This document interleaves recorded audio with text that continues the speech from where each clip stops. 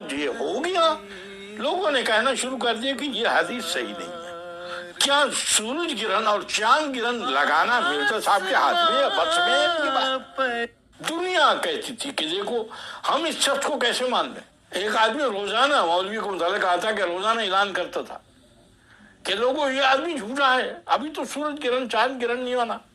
اس وقت اللہ تعالیٰ نے پہلے چاند اور پھر سورج اور ماہ رمضان موجود اور خدا کا مہدی موجود جس نے پہلے اعلان کیا ہوا تھا۔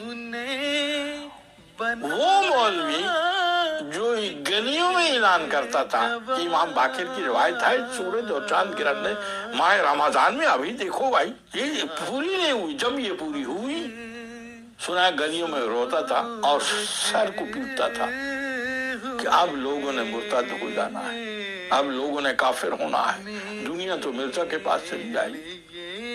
اب جب یہ ہو گیا، لوگوں نے کہنا شروع کر دیا کہ یہ حدیث صحیح نہیں ہے۔ کیا سورج گرہن اور چاند گرہن لگانا مرزا صاحب کے ہاتھ میں یا بس میں ہے یہ بات؟